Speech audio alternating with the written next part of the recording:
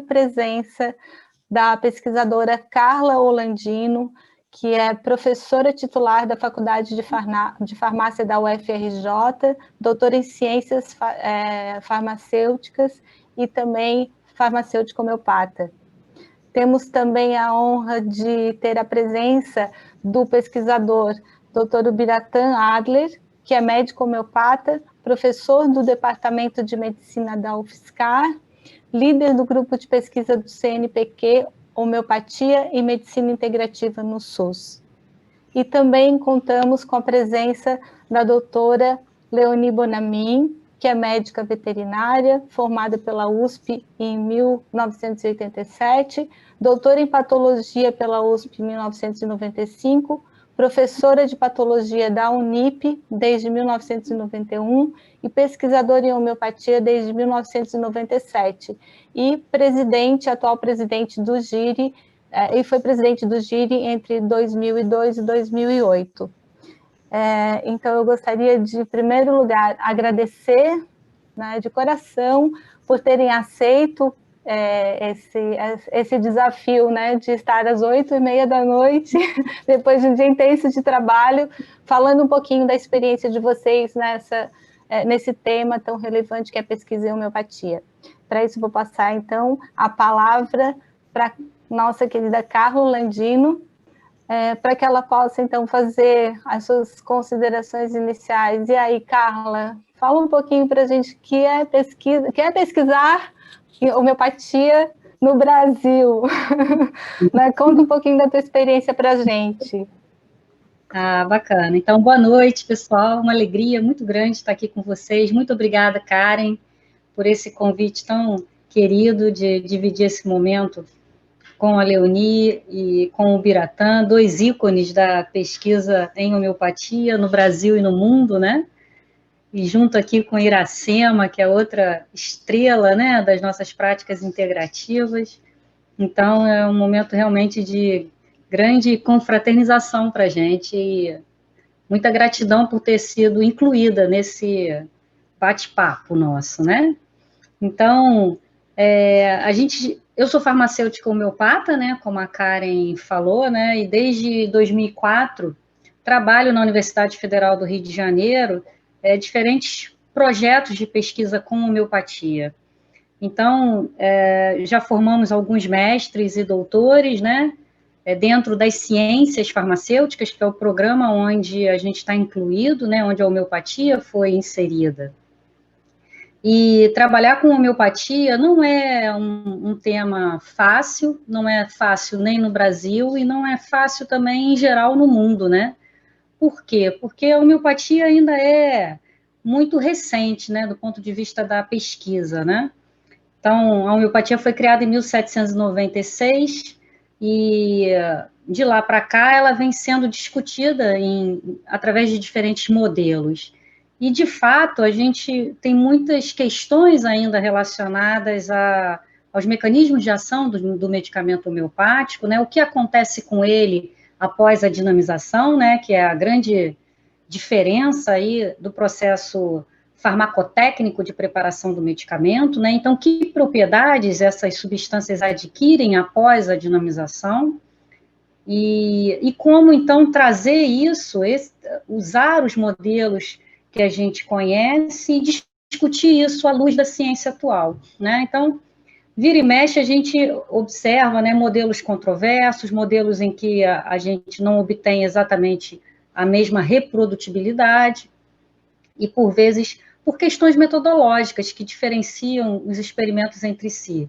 Então, assim que a gente começou a trabalhar com homeopatia, o primeiro projeto que a gente iniciou foi justamente avaliar as propriedades físico-químicas dos medicamentos dinamizados. E, a partir daí, a gente começou a introduzir uma série de controles importantes dentro dos experimentos com homeopatia. Então, eu lembro que assim que eu ingressei na homeopatia, recebi logo um convite que foi um grande estímulo para a minha carreira e para o desenvolvimento das minhas pesquisas, vindo da doutora Leonie, que era, então, a presidente do GIRI, né, que é um dos principais grupos internacionais de pesquisa em infinitesimais, E a Leoni, naquela ocasião, isso foi em 2005, 2006, me mandou um e-mail falando assim, Carla, eu gostaria que você publicasse um capítulo do livro do Giri com esses modelos físico-químicos que você vem estudando na tua universidade. Aquilo, para mim, foi, assim, um motivo de uma alegria, né, uma honra. Nossa, eu estou sendo lembrada pela doutora Leoni, que já era, naquela época, já despontava na vanguarda da pesquisa com homeopatia no mundo, né? E a gente, então, iniciou dentro desses modelos, por quê? Justamente porque a gente observava que depois que a gente dinamiza a água, o etanol e os diferentes solventes, as propriedades físico-químicas se alteram. Então, com isso, a gente precisa ter também, né, avaliar também o que essa dinamização produz nesses modelos e o quanto a gente consegue diferenciar essas alterações dos chamados controles, né, daquelas do medicamento propriamente dito, né? Então, quando a gente começa a trabalhar com homeopatia, é muito importante que a gente compreenda que essa dinamização, ou essa agitação, que aqui no Brasil a gente faz através do movimento de sucção, né, por 100 vezes, que não é a mesma que se faz, por exemplo, na Europa, né? Então, o próprio processo de dinamização homeopático, ele não é uniforme no mundo todo, né? Então, a dinamização brasileira faz uso das 100 dinamizações, né, das 100 sucções, a dinamização na Europa usa apenas 10. Esse foi sempre um ponto que sempre me trouxe curiosidade, né? E um projeto que eu tenho muita vontade de fazer, que não fiz ainda, é comparar a dinamização europeia com a dinamização brasileira. Será que ela produz medicamentos semelhantes do ponto de vista da clínica, né? O quanto isso desperta a resposta biológica, né? Então, são aspectos que a gente precisa investigar. Não tenho ainda essa resposta para dar, né? Mas a gente sabe que as propriedades físico-químicas, elas se alteram em meio à dinamização. Então, esse é um aspecto que a gente pode estar investigando, considerando os modelos de pesquisa básica. Mas a gente também pode incluir nesses modelos os aspectos in vitro, né? As alterações celulares propriamente ditas, né? Então, eu lembro que também quando eu iniciei as minhas pesquisas com homeopatia, apresentando um trabalho que a gente... Foi um dos primeiros projetos da gente também, com a Aveloz, que já era um medicamento homeopático muito utilizado, eu mostrava o efeito do Aveloz dinamizado em células de cultura, em células tumorais, porque o Aveloz é um medicamento antitumoral.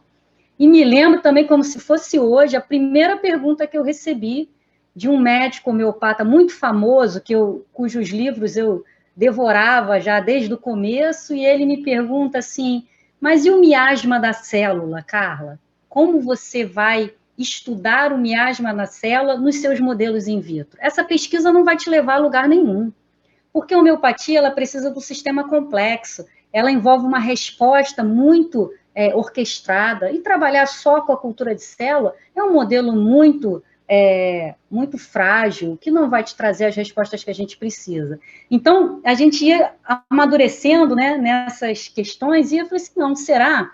Porque tudo começa com uma célula, né, e a partir da célula se organiza na forma de tecidos e órgãos, né. Então, a célula responde ao estímulo homeopático, e a gente precisa começar de algum ponto. E assim a gente foi amadurecendo nas pesquisas, e de fato os modelos in vitro respondem muito bem à homeopatia. Os macrófagos, desde a época do Benveniste, que já mostrava a degranulação dos basófilos, né, e já mostrava os modelos com células sanguíneas, né, mostrando como que eles se alteram em função da dinamização. É possível a gente avaliar isso, observar que os macrófagos espraiam mais em cultura, que eles liberam as suas citocinas de maneira diferenciada, que dependendo do estímulo, a produção de citocinas também se modifica, né? Então, é possível a gente fazer isso, desde que a gente conheça como a homeopatia trabalha, né?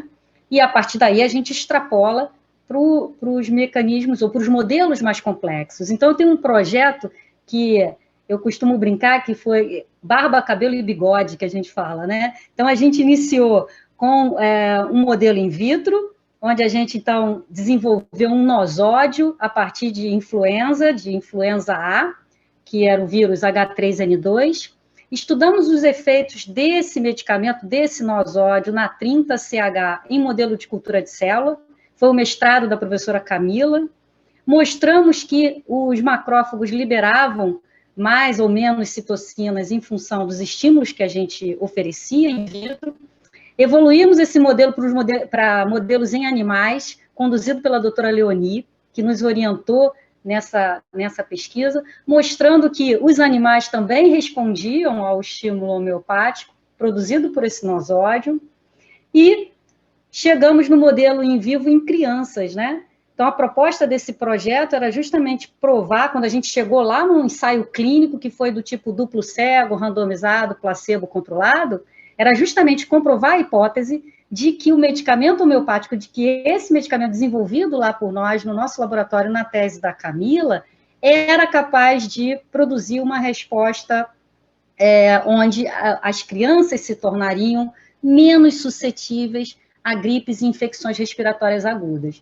Então, me lembro também que esse foi um projeto, foi o primeiro projeto no Comitê de Ética da UFRJ, isso foi em 2009, e o Comitê de Ética, naquela época, me chamou e falou assim, mas isso é homeopatia? Você está trazendo homeopatia para dentro da UFRJ? Eu falei assim, sim, estou, isso é homeopatia, mas a homeopatia não é ciência. Eu falei, como não?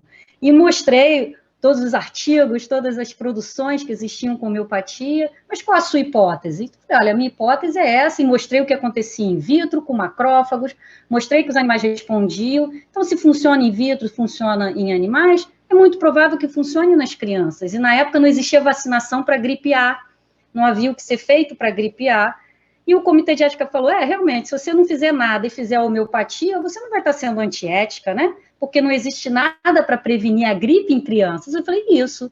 E uma coisa que eles me perguntaram também na época, mas se os seus resultados não derem favoráveis à homeopatia, o que você vai fazer? Eu falei, eu vou publicar esses dados, porque, acima de tudo, eu sou uma pesquisadora.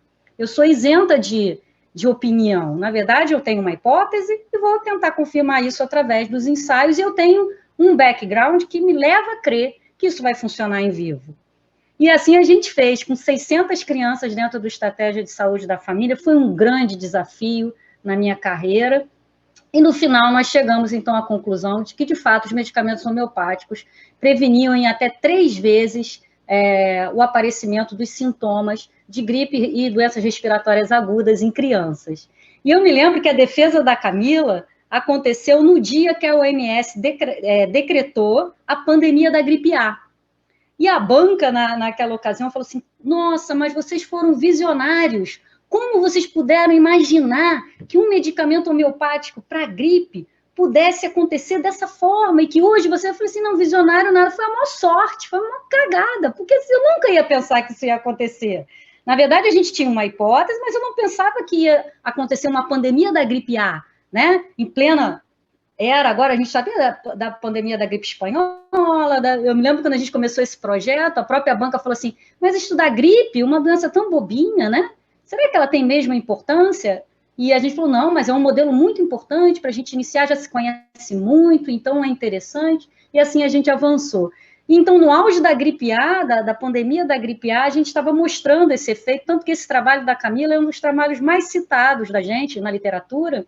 Recentemente, no mapa de evidências que o consórcio publicou, né, com as medicinas tradicionais, esse foi um dos papers brasileiros da homeopatia que foi citado considerando as evidências que a gente mostrou, né?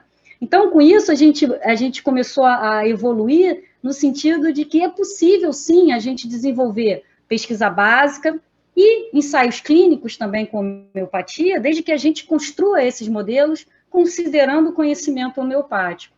Fizemos um projeto muito bacana também com homeopatia na odontologia, esse também eu tenho um orgulho enorme, foi a tese de doutorado da Cláudia, uma dentista lá da UFRJ, que tinha a hipótese de mostrar que o medicamento homeopático poderia diminuir o bruxismo em crianças. O que pode ser feito para bruxismo em criança? Botar placa? Criança não aceita. Fazer nada? Deixar a mãe nervosa, acorda toda hora, os dentes desgastam. E a Cláudia veio até mim e falou assim, Carla, vamos fazer esse projeto? Eu falei assim, vamos embora, não precisa perguntar 2 vezes. Falou em homeopatia, ofereceu o projeto, eu estou dentro. Eu topo qualquer desafio, porque eu tenho uma convicção absoluta de que é absolutamente possível você inserir a homeopatia na grande maioria dos modelos que a gente conhece.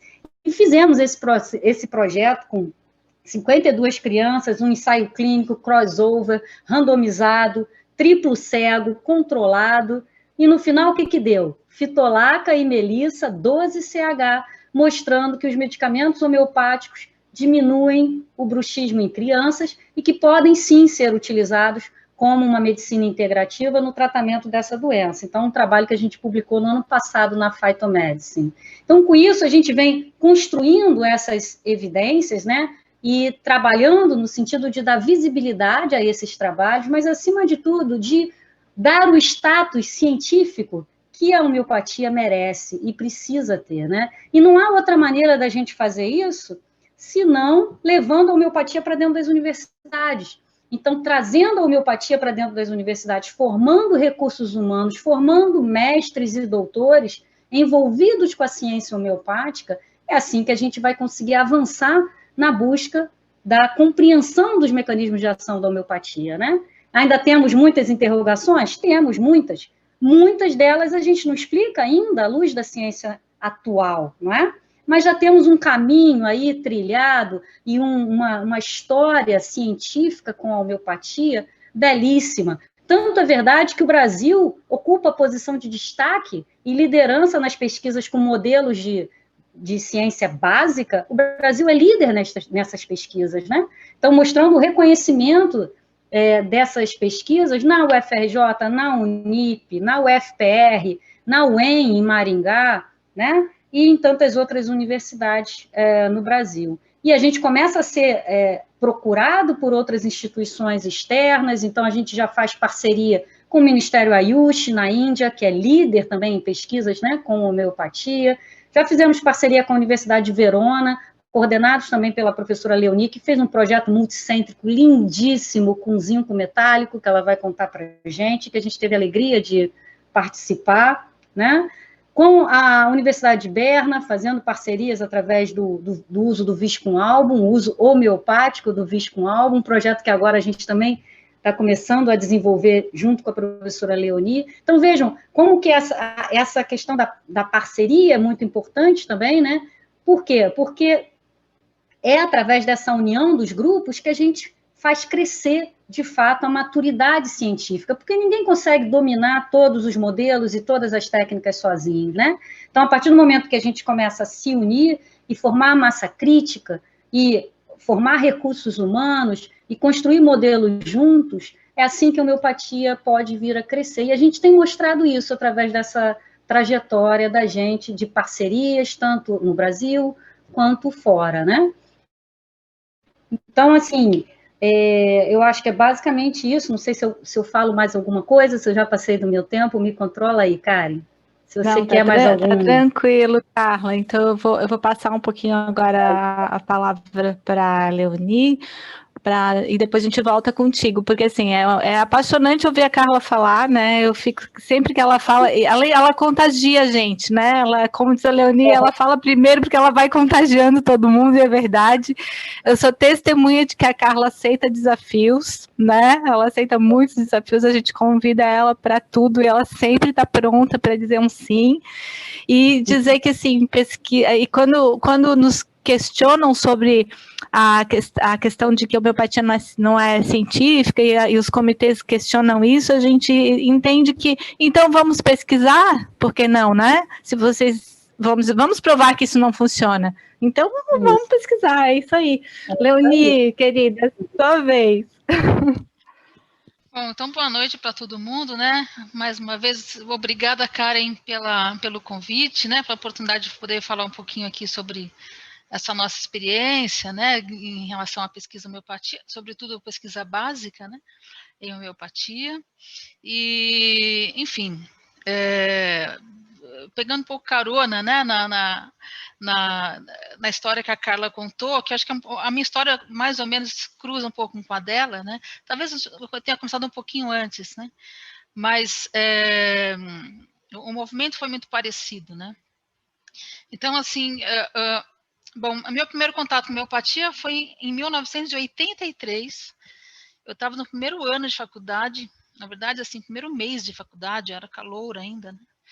E assisti uma palestra sobre homeopatia, fundamentos da homeopatia, que foi ministrada pelo professor de farmacologia, né, professor titular de farmacologia da faculdade, professor João Palermo Neto, né, e ele tinha acabado de fazer um curso de homeopatia para poder resolver a curiosidade que ele tinha sobre o assunto, porque ele não conhecia nada, ele era um farmacologista, né, e ele deu essa aula lindamente, né, com todas as outras aulas que ele dava no curso, e eu fiquei encantada com esse assunto, eu achei demais aquilo, eu falei, gente, como é que pode, que negócio diferente, como é que esse negócio funciona, aquilo aguçou minha curiosidade de um jeito muito forte, assim.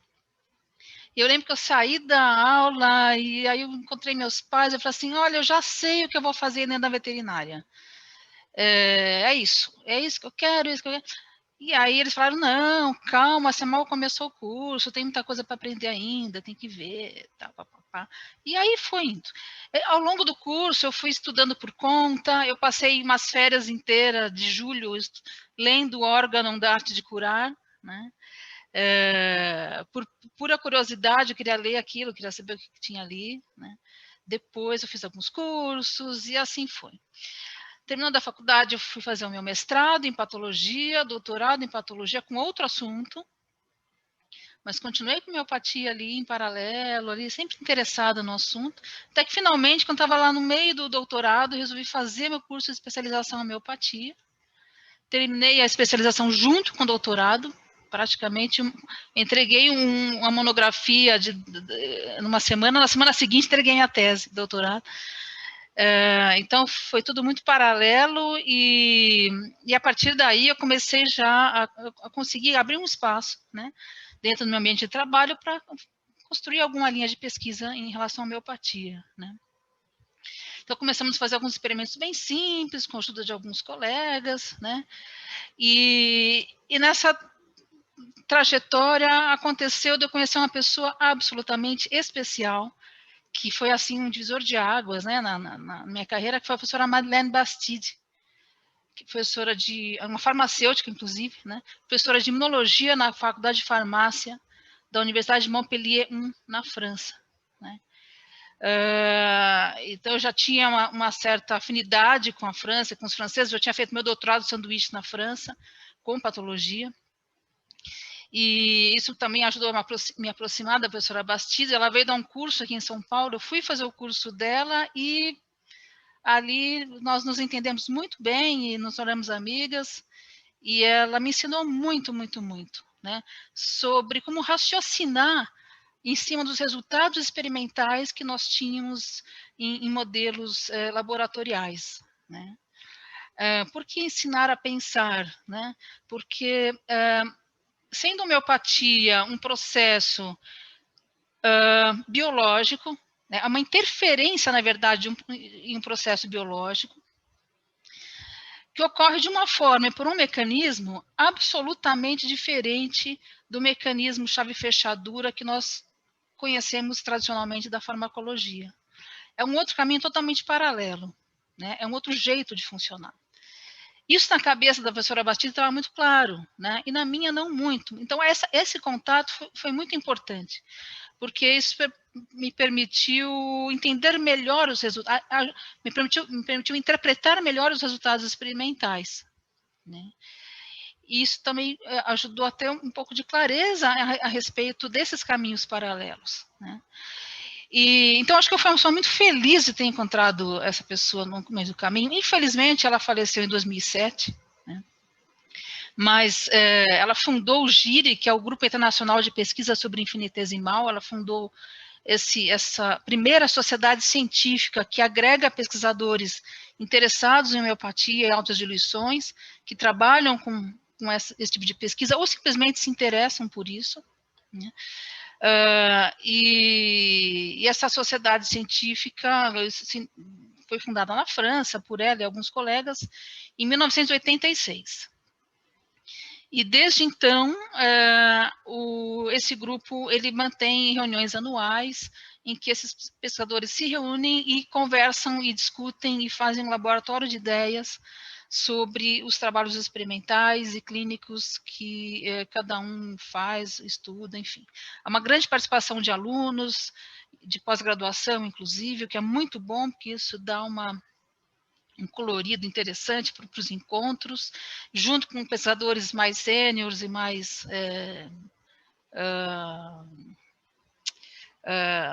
tradicionais, digamos assim, dentro da área, né? Inclusive a própria professora Bastide, na época. Né? Então, foi muito interessante essa experiência, e a minha participação no GIRI, também a convite da professora Bastide, começou em 1998.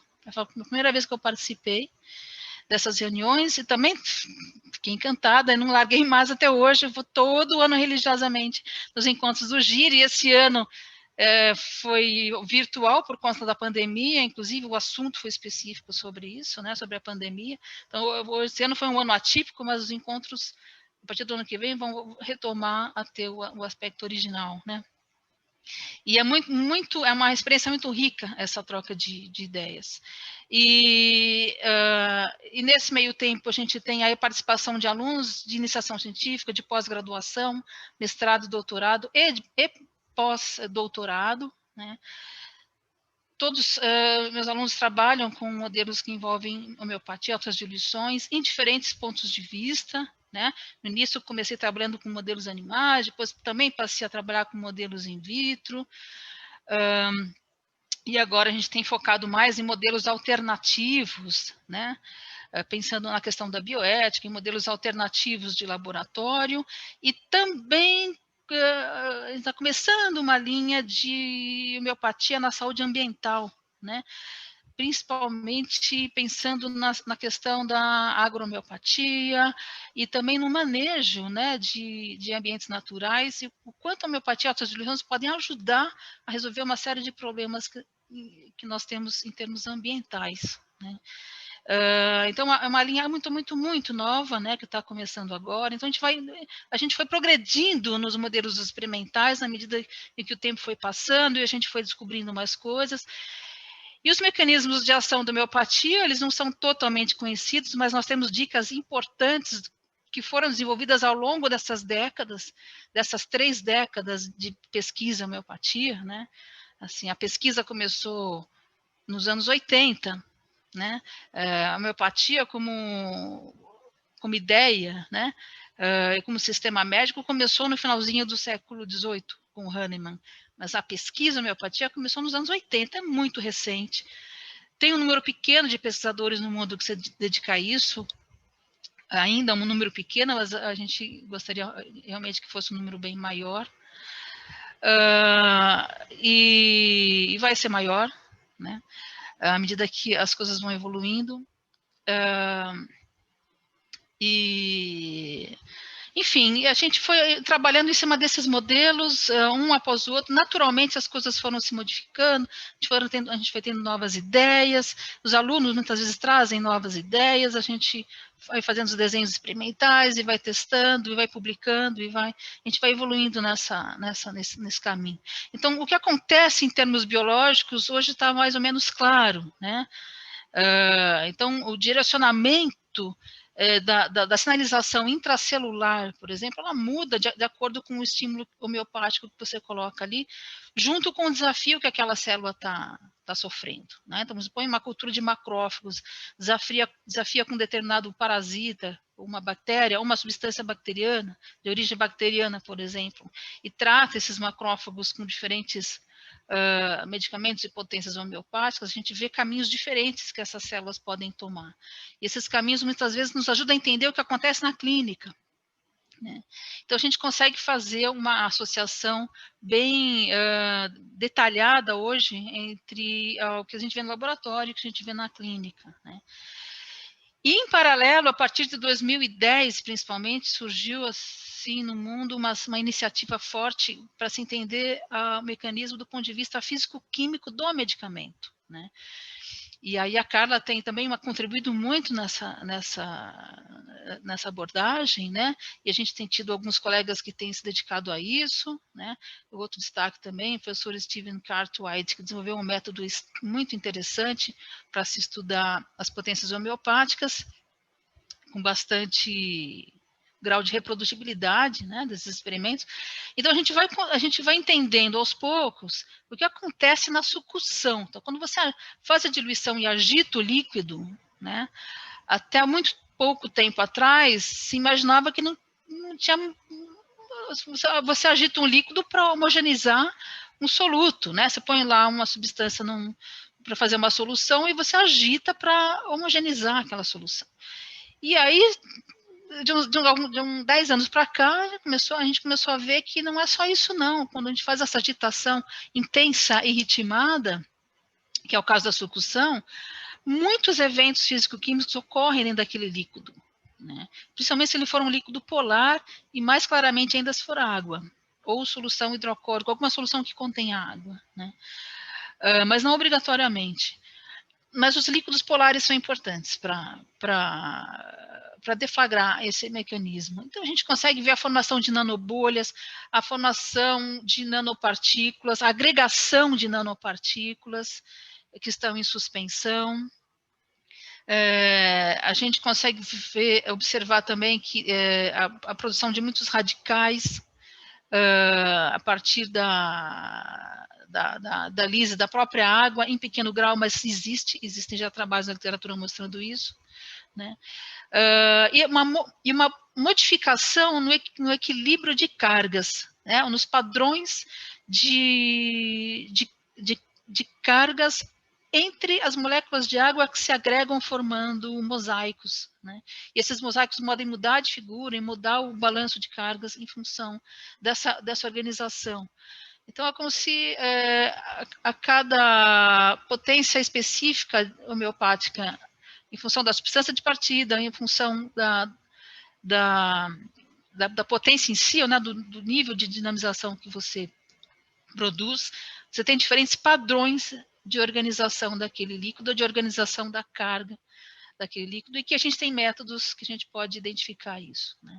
Então, em que ponto a gente está hoje? A gente está num ponto que a gente conhece bem a clínica, a gente conhece bem, que foi a primeira, né? Começou lá 200 anos atrás, a gente conhece relativamente bem o que acontece em termos biológicos, e agora a gente está começando a conhecer melhor o que acontece em termos físico-químicos, falta juntar isso tudo, né? Então, eu entendo que num período aí de médio prazo, né? Eu sou otimista, eu acho que no médio prazo a gente consegue começar a juntar essas informações e finalmente entender melhor esse mecanismo de ação, né?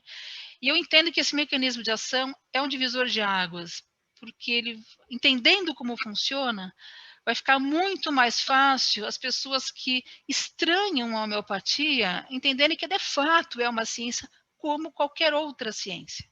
É mais um assunto a ser estudado no amplo e vasto terreno da ciência no mundo, né? Mas não é um aspecto específico da farmacologia, é outra ciência, né? E que, claro, tem toda uma estrutura própria e um corpo de pesquisadores próprios, enfim, você tem a astrofísica, né? A gente tem lá a ciências da computação, a gente tem a farmacologia, a gente tem fisiologia, a gente tem uma série de assuntos dentro da ciência. A homeopatia é um assunto, né? Um assunto muito específico, né? E que merece ser melhor compreendido, não só pelo aspecto médico e pelas possibilidades terapêuticas que existem e que podem ser muito ampliadas a partir do momento que a gente conhece mais e melhor o que acontece ali, né? Então, a gente pode ir além do Hahnemann, né? Na veterinária também nem se fala, né? Tanto para pequenos quanto para grandes animais é muito útil, já tem sido muito útil. Na agricultura também está despontando e parece ser muito útil também. Enfim, tem uma série de possibilidades de uso e representa uma tecnologia sustentável, limpa, nova e que atende às necessidades do século XXI, né? Puxa, o que a gente faz com tudo que... Eu costumo ouvir isso, né? Nossa, o que a gente faz com tudo que a gente aprendeu até hoje? Vamos jogar tudo isso no lixo? Não, né, gente? Não vai jogar nada no lixo. Vamos juntar tudo, né? Então, a gente tem lá uma série de conhecimentos que foram construídos ao longo de séculos né? Desde a época do Descartes, né? E claro que não vai jogar nada no lixo, nós vamos juntar os conhecimentos. Então, é possível associar, muitas vezes, esse conhecimento novo com o que já existe e obter o melhor de tudo, obter o melhor dos dois, né? É uma tecnologia a mais e nova que a gente pode somar em cima do que a gente já tem hoje, em termos de evolução tecnológica, em todas as áreas, né? E a homeopatia é mais uma área que vem para contribuir, né? E abrir novas possibilidades de novas profissões, novas formas de atuação, novas possibilidades de negócios, enfim, é um mundo novo que pode se abrir, desde que as pessoas entendam que é algo que veio para somar e não para subtrair nada de ninguém, né? Essa é a minha convicção absoluta, né? Em função do que eu vejo no laboratório, em função do que eu vejo pela experiência dos colegas também, né? E acho que a gente não pode perder essa oportunidade de aproveitar ao máximo o que essa ferramenta tem para oferecer para a humanidade, para a sociedade como um todo e para o planeta, né? E ajudar a resolver aí os problemas todos que nós temos hoje em dia, que não são poucos, né? A gente sabe disso. Bom, acho que é mais ou menos isso, Karen. Obrigada, Leoni. Eu acho que, assim, tu fosse muito feliz, né, no teu comentário agora, final, que, assim, quanto a gente pode contribuir, né, com a homeopatia para esse todo, para o planeta, porque, na verdade, quando a gente pensa em saúde, a gente não pode pensar nas coisas separadas. Por isso que a gente fala de práticas integrativas e complementares, né? Então, estamos aí para apoiar e para ajudar e complementar todos os outros conhecimentos que existem, né, Leoni? Isso é bastante importante, né? A gente não substitui, mas a gente sabe que as práticas integrativas contribuem bastante, né, para a melhoria da qualidade de vida das pessoas e do planeta, dos animais, de modo geral, né? A gente fica muito feliz com isso. Então, eu agora queria fazer um comentário só aqui do chat. O Adair Roberto Soares Santos, ele é um pesquisador da UFSC, é um colega, é um parceiro meu de trabalho aqui na UFSC, farmacêutico e trabalha com pesquisa clínica. Ele está colocando aqui no chat que um recente artigo publicado na Science, os pesquisadores mostraram ou encontraram um outro estado da água. E ele sugere que esse estado pode explicar os efeitos biológicos da molécula da água, né, como relatado na homeopatia. Então, é interessante, né? Depois a gente pede para ele compartilhar o artigo aí, né? A Patrícia também, que é nossa parceira aqui da UFSC, que também é homeopata, ela é da área de zootecnia da UFSC, está falando aqui também homeopatia na saúde única, né? One Health. Parabéns, professora Leoni. É isso mesmo, né, Patrícia? A gente tem falado muito sobre isso aqui também, sobre esse tema. A Patrícia é uma grande visionária aí nesse sentido da One Health. Muito legal.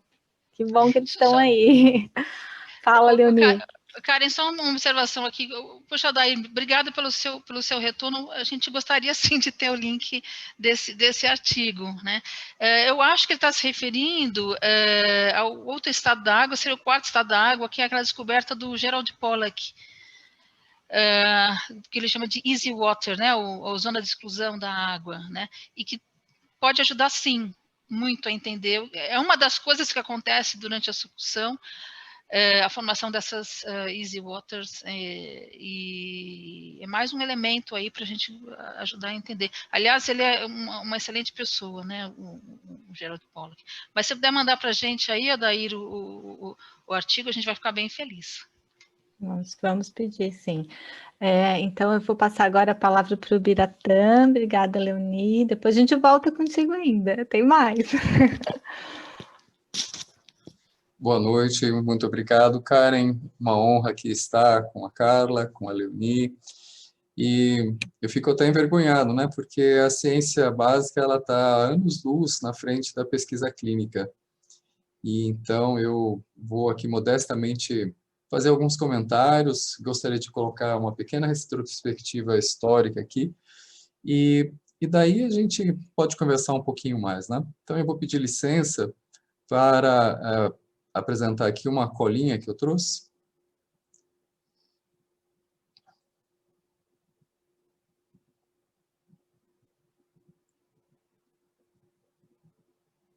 Muito bem.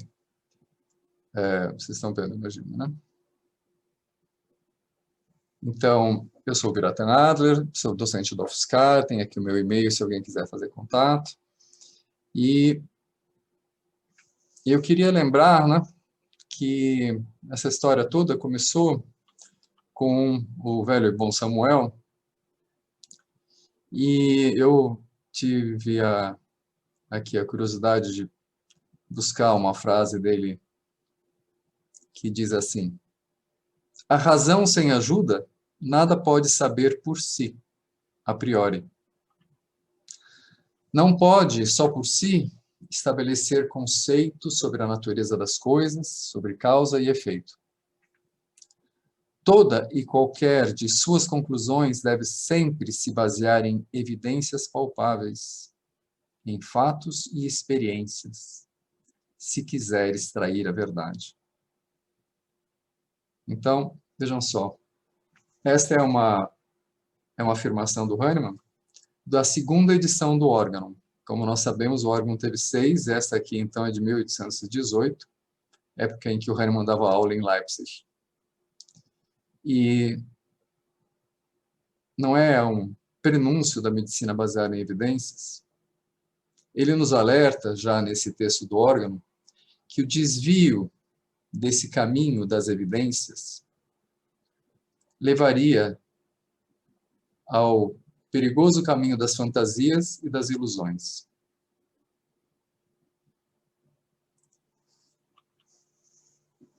Continuando com o Samuel, mas voltando um pouquinho no tempo.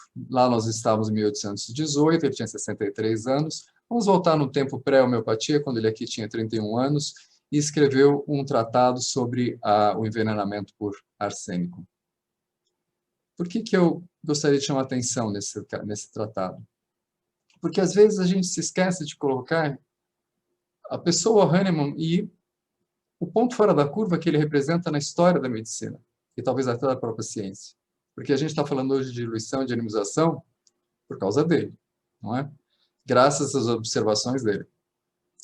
E aqui, antes de ser homeopata, eu peço desculpas pelo texto em alemão, mas eu só queria destacar aqui que, não só num texto de 1786, perdão, ele já, isso aqui é uma revisão sistemática em que ele coloca as referências bibliográficas, como a gente faz hoje em dia, né?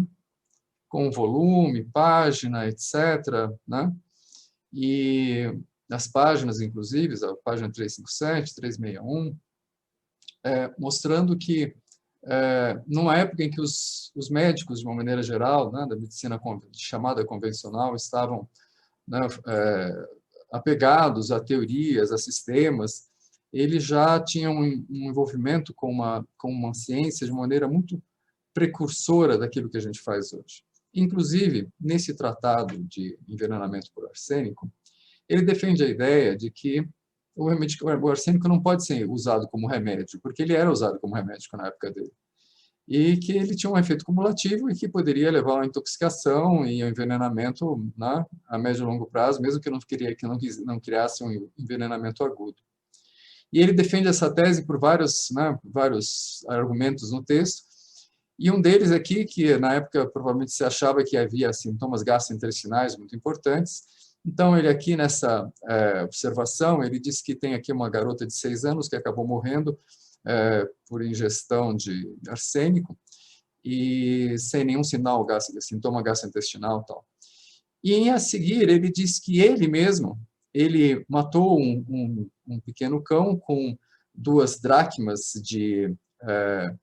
de arsênico branco, de arsênico branco em água,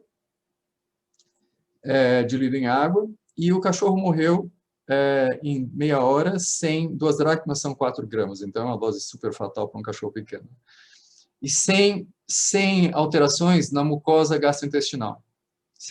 Na mucosa gástrica, na verdade, mucosa do estômago, né? Que tinha uma inflamação moderada. Então, vocês vejam que numa época, né, em que não se conversava aqui sobre essa interação entre pesquisa clínica e pesquisa básica, ele já o fazia, de uma certa forma, tentando argumentar de uma maneira racional sobre efeitos da clínica, né? Então, por falar em pesquisa básica, a gente dá um salto aqui para um artigo que eu entendo como sendo marcante, é aquele artigo que é tipo prova dos 9, né? Todo mundo fala da pesquisa da Nature, que Benveniste, que deu certo, e etc., da perseguição que ele seguiu, sofreu e que realmente foi exagerada, injusta, e etc., etc., etc. Mas este artigo é muito pouco comentado pelos críticos da homeopatia. E esse artigo é mais ou menos a prova dos 9 daqueles. Sabe aqueles artigos que falam, bom, vamos fazer para ver se é ou não é. Você reúne, então, vários pesquisadores de diferentes laboratórios e faz, né, vou destacar aqui, materiais e métodos, não é à toa, e faz um estudo que vai medir se a histamina dinamizada consegue evitar a degranulação de basófilos. Lembrando que basófilos, eles liberam histamina quando são ativados, mas a própria histamina faz um feedback negativo e controla essa liberação, né? Então, a histamina dinamizada está sendo testada para ver se ela interfere na ativação dos macrófagos. E não está sendo testada por um pesquisador, mas assim, nesse estudo, são 3 estudos, na verdade, em um, usando 4 centros num primeiro estudo, né, que fazem pesquisa básica, duplo cego, não é tudo como manda o figurino, e depois ainda é confirmado no segundo estudo e ainda por cima num terceiro estudo. E o impressionante, gente, é que, e você, claro que eu estou chovendo no molhado para as nossas colegas que fazem pesquisa básica, mas é que a histamina dinamizada evitou em algumas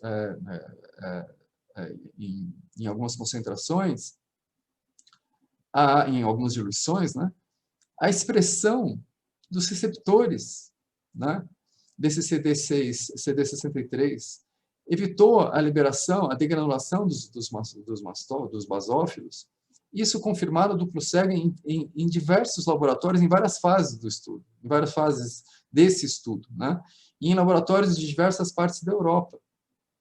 Interessante, porque esse estudo não aparece no ranking dos estudos daqueles que ficam sempre nos criticando, não é?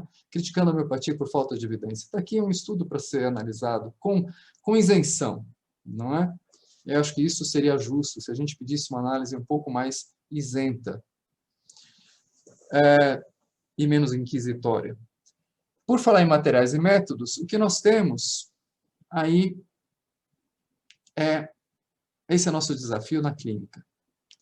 Porque o Samuel nos deixou um caminho, né, de materiais e métodos.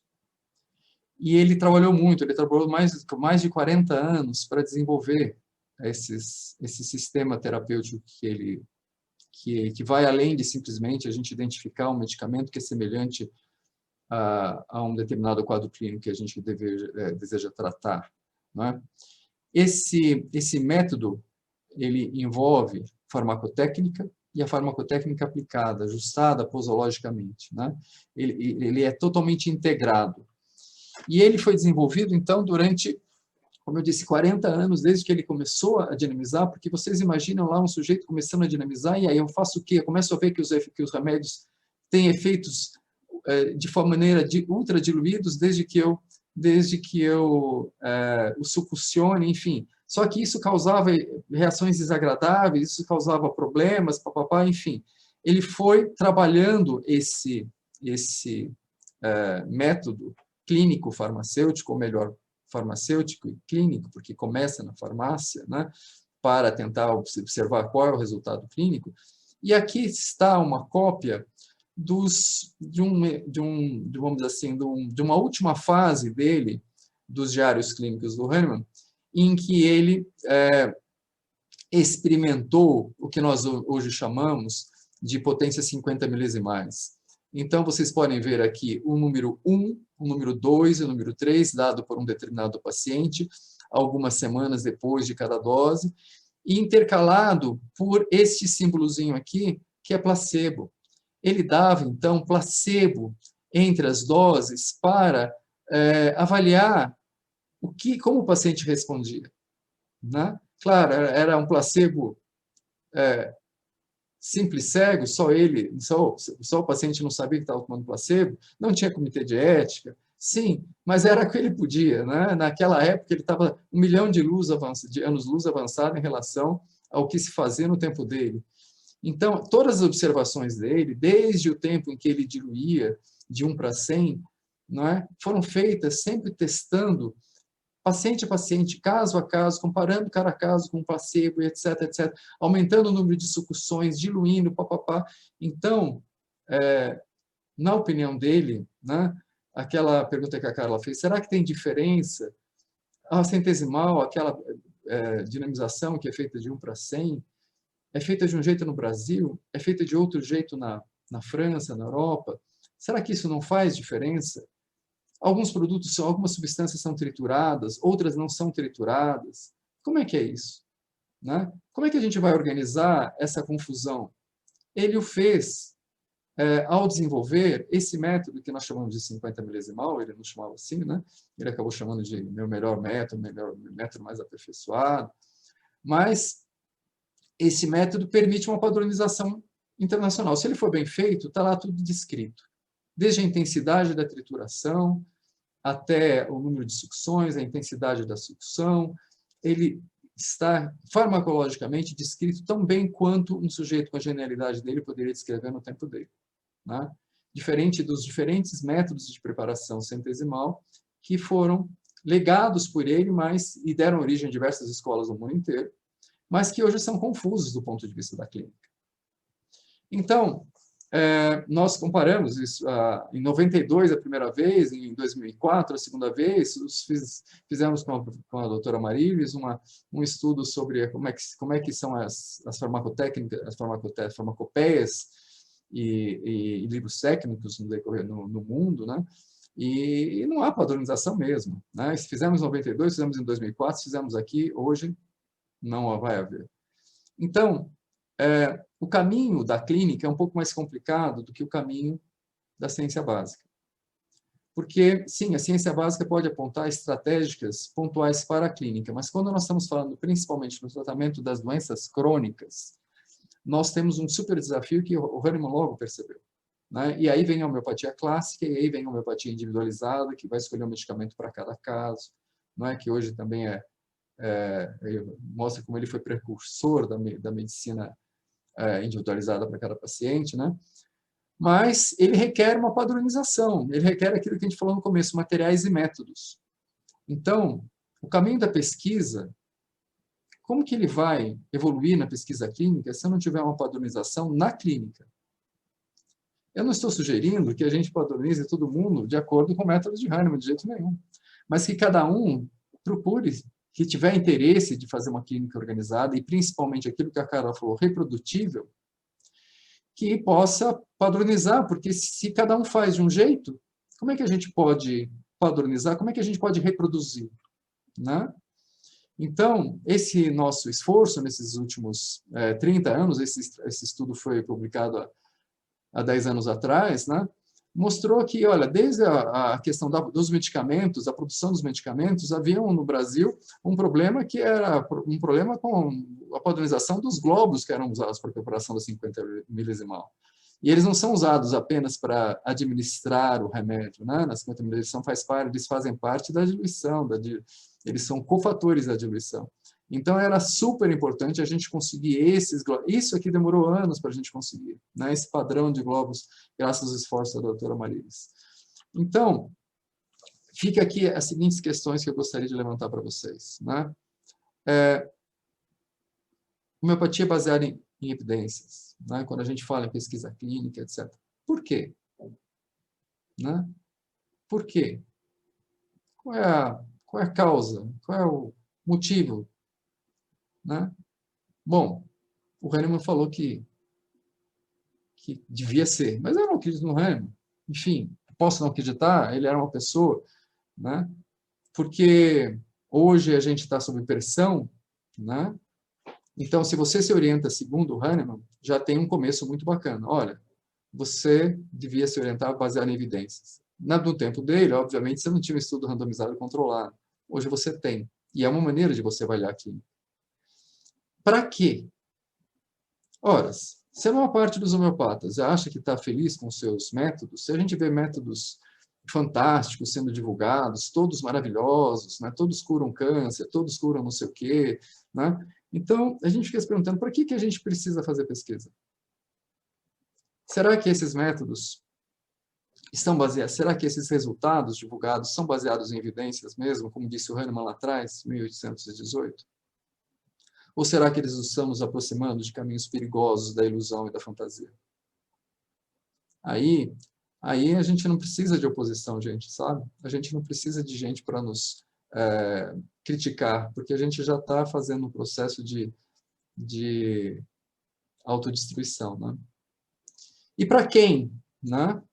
Então, para quem a gente vai fazer? Se a gente não tem interesse, talvez, entre os colegas homeopatas, que já deviam estar satisfeitos com os resultados são bons que já tem, né? Para quem?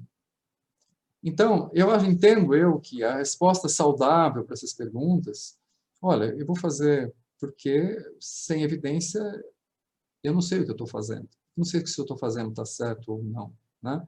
Eu vou fazer para testar aquilo que, né, como a Carla comentou, porque eu quero testar se aquilo faz diferença na vida da pessoa, ou na coletividade que a gente está testando, que a gente está avaliando, que a gente está estudando, nos participantes de um estudo, né? Para quem? Para o benefício desses pacientes, sim, mas não só. Para o gestor público, não é? Para o gestor público que deve tomar uma decisão em relação a se ele vai usar ou não a homeopatia. Ou ele vai usar que método, ele vai usar que técnica, que estratégia, né? Então, eu acho que nós, como homeopatas, temos a obrigação, pelo menos aqueles que entendem essa importância, de reunirmos esforços dentro da clínica e das ciências básicas para tentarmos, juntos, né, entregar um pacote para os colegas, né, para os pacientes, para os gestores, que faça sentido, que possa ser benéfico, que possa fazer sentido do ponto de vista de saúde pública, não é? Foi aquilo que a Carla comentou, de uma vacina que, de repente, de uma medicação que, de repente, que diminui o risco de uma infecção por uma gripe, né? Por exemplo. Então, a gente tem esse desafio que, em termos ainda de uma doença pontual, talvez seja mais simples, mas quando nós estamos falando da multitude de doenças crônicas, não é, que nos envolvem, aquelas que não têm um tratamento adequado, que não têm um controle adequado, nós temos um desafio gigante pela frente, mas eu também concordo com a Leonie que nós devemos ser otimistas, porque nós já percorremos muitos caminhos, já pelo menos já sabemos por onde não ir, né, e aquilo que nos compete fazer. Acho que é essa a colaboração que eu queria dar. Muito obrigado por enquanto. Obrigada, Biratã. Uma riqueza aí de conhecimentos e de questionamentos, né? Faz a gente parar para refletir um pouquinho. E aí eu vou voltar para a Carla e já vou voltar com uma pergunta, Carla. Vamos falar um pouquinho aí de altas diluições e também qual a perspectiva para o futuro da homeopatia? Eu acho que a perspectiva ela é promissora, sabe, Karen? Porque, como a Lelê falou, né, a pesquisa em homeopatia ela tem evoluído muito, da década de 80 até hoje, né? Então, a gente já tem mecanismos muito finos, né? Como que o medicamento age, liberação de citocinas, ativação de marcadores, né? Então, a gente já começa a entender isso através desses modelos mais delicados e mais sensíveis, sabe? Então, eu vislumbro um futuro bem promissor para as nossas pesquisas, sabe? Principalmente por essa evolução dos próprios modelos, né? Então, no momento em que a gente começa a utilizar os recursos que a gente já tem, né? E começa a colocar o conhecimento hahnemanniano, né, as premissas da homeopatia dentro desses modelos, começa a fechar um pouco esse quebra-cabeça, né? Então, isso que o Biratã falou, achei belíssima a fala dele, muito, muito ponderada e muito bacana, como sempre, né? Mas isso que ele já conta, né, do Hahnemann e da sensibilidade dele na introdução do placebo, né? Então, hoje em dia, a gente já tem os modelos onde a gente faz o crossover e faz o washout com o placebo, justamente para a gente poder avaliar o efeito. Então, esse ensaio clínico que eu fiz com as crianças, a gente fez introduzindo o placebo, né, dentro desse modelo de crossover. Então, cada vez mais a gente está evoluindo nessa questão e tornando os mecanismos mais sensíveis para que a gente possa perceber essas variações, né?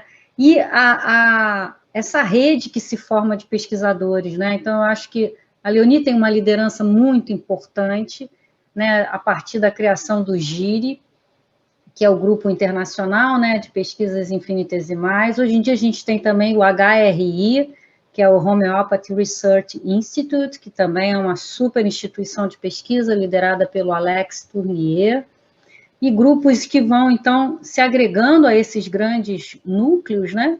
E dessa forma a gente fazendo esse feedback, essa retroalimentação, né, uns com os outros, para que a gente possa avançar nesses mecanismos, né? Então, eu acho que o uso de ferramentas sensíveis, a evolução do próprio conhecimento, né? E o aumento, né, do interesse pelas várias áreas, né, que envolvem a homeopatia. Então, hoje em dia, a Lelê vai falar sobre isso, né, já existem grupos que estudam só o comportamento da água, né, então, há 2 anos atrás, ela foi a um congresso especificamente para discutir os parâmetros físico-químicos da água, e o quanto a gente ainda não conhece da água. E quando a gente dinamiza a água, menos ainda, né? Então, eu costumo brincar com os meus alunos e digo que depois que a gente dinamiza a água, ela adquire vontade própria. Então, ela modifica as suas propriedades. Isso está claro por diferentes formas. Então, a importância da gente estandardizar, né, da gente padronizar os nossos métodos, né? Por isso a gente tem uma farmacopeia homeopática brasileira, por isso a gente prepara os nossos medicamentos no Brasil, do Iapoque ao Chuí, seguindo a mesma regulamentação. Porque se a gente alterar a dinamização, porque se ao invés de eu succionar 100 vezes, eu fizer na forma de vórtex, eu vou modificar as propriedades físico-químicas do meu solvente. Se eu modifico as propriedades físico-químicas, eu não estou mais utilizando a mesma solução, eu já estou com uma outra solução diferente, ela não vai dar reprodutibilidade, ela não vai mostrar os mesmos dados que eu gostaria de ver. Então, a importância da gente padronizar isso, né? E cada vez mais os grupos estão se preocupando com isso. Então, a gente costuma brincar também dizendo que o experimento em homeopatia, ele tem muito mais controle do que propriamente o ativo que você quer analisar. Por quê? Porque se você não controlar a água pura, a água dinamizada, a água na presença do ativo, se você dinamiza de uma forma ou de outra, você também não vai conseguir ter a reprodutibilidade que você precisa. Como comparar os grupos entre si, né? Então, cada vez mais a gente está entendendo isso como uma coisa natural. Não há como a gente fazer pesquisa em homeopatia sem considerar o tipo de vidro que você usa, se é tipo 1, se é tipo 2 ou se é tipo 3, se é do tipo parenteral. Então, um trabalho que a gente publicou em 2008, a gente comparava, né, a dinamização manual com a dinamização mecânica. Era uma outra interrogação que eu tinha desde que eu comecei a trabalhar com homeopatia. A gente tem a máquina, a Denise, né, que a gente utiliza na farmácia. Nenhum farmacêutico consegue dinamizar como a Denise dinamiza. Mas no Brasil é permitido a gente fazer dinamização manual e dinamização mecânica. Será que eu produzo soluções iguais? Será que elas são equivalentes? Como estudar isso, né? Então, a gente comparou a dinamização manual com a dinamização mecânica, usando um parâmetro de controle de qualidade de água, que é a condutividade elétrica. Poderíamos usar outros, mas a gente usou a condutividade elétrica. Utilizando esse parâmetro, a gente mostrou que a água dinamizada manual e mecanicamente são idênticas do ponto de vista da condutividade elétrica. Mas eu me lembro quando eu apresentei esse trabalho também num congresso, o Zacarias, um colega nosso, físico, né? Ele virou para mim e falou assim, boa porcaria isso aí que você está fazendo. O que adianta você dizer que a água dinamizada manual e mecanicamente ela é equivalente? Eu quero que você mostre como o sensor biológico responde à água que é dinamizada manual e mecanicamente. Ele responde igual. Porque o que me interessa é o que esse estímulo homeopático produz naquele sensor que reage à homeopatia. E eu olhei para a cara dele e falei assim, não é que você está certo? É sim, a gente tem que fazer isso também. E, num segundo momento, a gente estimulou as células que tiveram medicamentos produzidos de maneira manual e de maneira mecânica. E o que a gente mostrou? Que para a célula tanto fazia dinamizar manual ou mecanicamente. Então, com isso, a gente vai começando. Por quê? Porque se eu tenho uma legislação que me permite usar a dinamização manual e mecânica, é sinal que elas devem ser equivalentes, porque senão eu geraria efeitos biológicos diferentes nos meus pacientes também, né? Se isso não é relevante, provavelmente eu também consigo mostrar isso no laboratório. Mas são perguntas simples que a gente precisa começar a responder de maneira controlada, para que a gente tenha essas respostas para dar. Como o Biratã falou, a gente precisa da pesquisa para que ela dê solidez, para que ela mostre lá na frente, para que ela convença o gestor, isso é fundamental. Que a gente sabe que a homeopatia funciona, que ela é maravilhosa, que ela melhora a qualidade de vida, que ela tem milhões de benefícios, todo mundo já sabe isso desde a época do Hahnemann. O que a gente quer fazer agora é que isso possa ser utilizado em benefício de todo mundo. Por que o gestor não quer estimular a homeopatia dentro do Sistema Único de Saúde? Talvez porque ele não esteja convencido de que a homeopatia é diferente de placebo. Então, cabe a gente estruturar esses modelos, mostrar as evidências, né, Iracema? Então, estamos aí na época das evidências científicas. Então, o nosso consórcio ganhou esse super desafio de fazer o mapa das evidências de algumas PICs, foram 7. E a homeopatia está na bola da vez. A próxima que a gente quer chegar é na homeopatia. Vamos construir o mapa de evidências para a homeopatia? Vamos. Por quê? Porque a partir disso a gente vai dar uma ferramenta importante para o gestor para dizer, olha, isso aí vale a pena. A gente viu lá a live do senador dizendo que ele se homeopatizou, foi curado de uma doença crônica com homeopatia. Eu não sei como ela funciona, mas ela me curou. Então, eu já tenho em mim uma premissa de que a homeopatia é uma terapêutica que vale a pena. Mas isso é suficiente? Não. Agora a gente tem que convencer o Senado inteiro, a gente tem que convencer os gestores como um todo, né? Para que isso possa, de fato, estar à disposição da população. E é isso que a gente quer, é isso que o Samuca queria desde o começo. Oferecer a medicina que é capaz de curar de maneira suave e duradoura. Era isso que ele queria. E isso a gente está batalhando até os dias de hoje. Então, eu acho que a pesquisa, né, a pesquisa básica, a pesquisa clínica, ela dá esse embasamento que o gestor precisa, ela dá as ferramentas que convencem. Não há outra forma da gente convencer, senão fazendo, mostrando as evidências, né? Então, eu sou sempre otimista em relação a isso, porque eu acho que o caminho que a gente está trilhando é um caminho muito sólido, sabe? É um caminho que vai fazer a gente chegar lá, sim, com um trabalho sério, com controles adequados, com essa articulação que a gente vem fazendo entre os vários grupos de pesquisa. Essa é a minha opinião, assim, em relação a isso, Karen. Eu acho que o futuro da homeopatia brasileira e no mundo é muito promissor. Perfeito, Carla. Concordo contigo e acho que tu é uma grande poliana da homeopatia. Mas eu acredito nisso também, tá? E eu vou passar, então, agora para a Leonie, para responder a mesma pergunta, Leonie. E aí? Quais são as perspectivas aí para a nossa homeopatia, para o futuro da homeopatia na pesquisa? Eu vejo a homeopatia com uma tecnologia limpa e sustentável, né?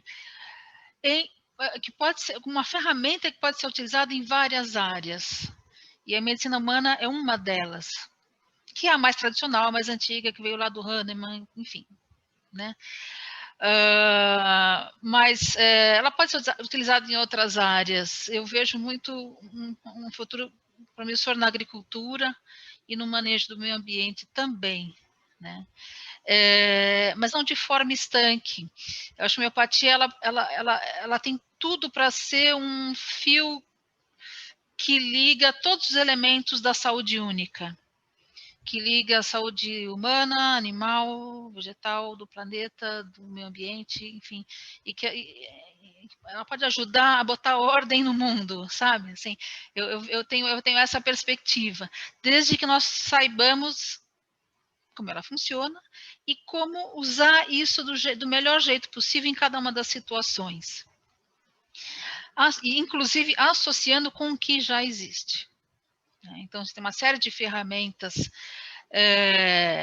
tradicionais, convencionais, tanto terapêuticas quanto agrotécnicas, quanto zootécnicas, enfim, nós temos um background de conhecimento que não é desprezível, né? E ela pode ser adicionada, né? Inclusive ser usada junto, né? Então a gente tem lá um problema sério de contaminação ambiental com determinado metal pesado, por exemplo, né? A gente tem visto em modelos de laboratório que o uso de preparações homeopáticas, especificamente de isoterápicos, mas isso pode acontecer também com outras preparações, que é possível mitigar os efeitos nos seres vivos que estão expostos àquele ambiente contaminado, por exemplo, água contaminada, né, a partir desse tratamento, né. A gente vê isso nos pacientes humanos, vê isso nos pacientes animais, vê isso nas plantas, a gente vê isso no micro-organismo que está ali num determinado sistema, determinado ecossistema, por exemplo. Esses estímulos, essa forma de sinalização biológica manipulada pela homeopatia, né, veiculada pela homeopatia, ou enfim, por essa técnica, né, homeopática, ela gera uma espécie de biorresiliência, né? Então, dá um exemplo aqui, um trabalho que eu vi lá no Congresso de Homeopatia nas Ciências Agrárias e do Ambiente, né, que nós organizamos isso há 2 anos atrás lá em Ribeirão Preto. Um dos trabalhos apresentados, foram muitos trabalhos interessantes apresentados, mas um deles mostrou o seguinte, olha, um trabalho de um agrônomo dizendo assim, olha, eu tenho um cliente aqui, uma fazenda, né, que eu presto serviço, e tem um problema sério de contaminação do solo. E as plantas não se desenvolvem, né? E quando ele usa homeopatia naquela plantação, a contaminação continua lá, e as plantas se desenvolvem muito melhor, como se aquele estímulo agressor não existisse. Então, a resposta que o ser vivo tem em relação a um ambiente um ambiente degradado, digamos assim, um ambiente perturbado de alguma forma, é diferente, né? Então, eu chamo isso de biorresiliência, né? Então, imagina a ferramenta que isso pode ser para uma série de problemas que nós temos hoje.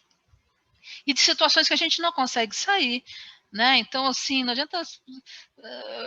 Eu sempre defendo isso, assim, acho que ser contra, né, assim, lutar contra alguma coisa, não serve para absolutamente nada. Os problemas estão aí, não vão sair daí. O que a gente pode fazer para ir para frente? O que a gente pode fazer para ajudar, para melhorar? Simplesmente se bater e contra, não sei o que... É muito bonito para botar no Facebook, mas assim, não resolve, não ajuda. Para ajudar, vamos pensar, vamos usar a cabeça, vamos tentar achar a solução. E acho que e conhecer os mecanismos dos sistemas dinamizados, né, e especificamente a homeopatia, vai nos ajudar a resolver uma série de problemas, não fazer milagre, não.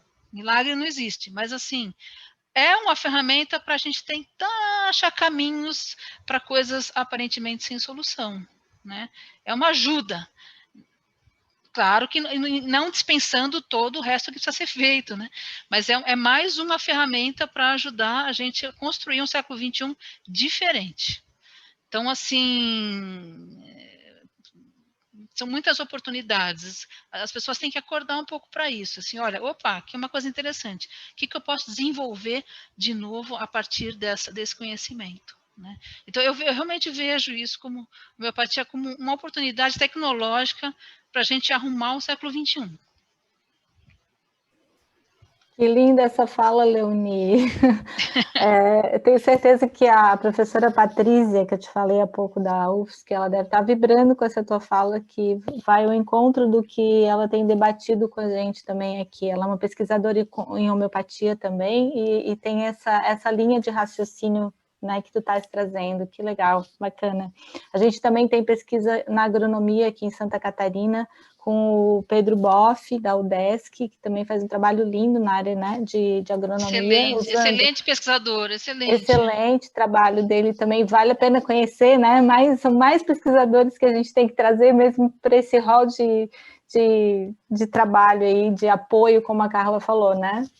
E eu vou passar agora então para o Biratã. Biratã, e aí? Responda a minha pergunta, Biratã. Quais são as perspectivas? Eu concordo em gênero, número e grau com o que a Leonie acabou de dizer, porque a homeopatia tem um campo gigante no agro, tem um campo gigante na ciência, na proteção ao meio ambiente, né? Na proteção aos humanos, eventualmente expostos aos animais, expostos aí a tantos tóxicos que nós trouxemos para a nossa vida diária. Porém, eu devo dizer que eu sou assim um pouco talvez mais realista na questão da pesquisa clínica e do uso na medicina. E então o que eu antevejo, se a gente simplesmente deixar, é uma certa entropia na área médica. E eu acho que o que está acontecendo na pesquisa básica é uma organização muito forte, são estudos muito bem feitos, e o Brasil é líder. Então, o Brasil tem um papel super importante em desenvolver essa possibilidade que integra outros, como disse a Leonie, não é exclusivo. E pode sim ser solução para um monte de problemas que hoje tem solução incompleta ou até não tem. Mas do que eu conheço e vejo os cenários de pesquisa internacionais, eu vejo que esses cenários estão cada vez mais estreitos para a pesquisa médica, para a pesquisa com homeopatia, para você aprovar um projeto de pesquisa, né? Eu tive a oportunidade de fazer um projeto de pesquisa na Alemanha e sei como foi difícil para a gente conseguir aprovar a aprovação ética para fazer esse projeto de pesquisa. E assim, é um dos poucos centros em que isso era possível na ocasião. De lá para cá, eu não estou vendo tantos centros de pesquisa assim. Claro que existe a Índia, não é? Existe pesquisa no México, existe em alguns outros lugares, mas eu vejo o Brasil também com um potencial enorme em relação à pesquisa clínica. Enorme, gigante, né? Porque nós temos pacientes, porque nós temos o SUS. As duas coisas. Agora, isso quer dizer que a gente vai aproveitar esse potencial? Não sei. A gente vai aproveitar o potencial do SUS? O SUS também é maravilhoso, tem um potencial, né? Mas a gente vai cuidar dele? A gente vai desenvolvê-lo dentro desse potencial? Nós precisamos, sim, de lideranças que se organizem e trabalhem para fazer isso. Da mesma forma em relação à pesquisa, porque senão é o que eu temo, que ela se desenvolva em todas essas áreas paralelas, mas que ela seja proibida como especialidade médica. Se ela deixar de ser especialidade médica, nós não poderemos fazer pesquisa médica com ela.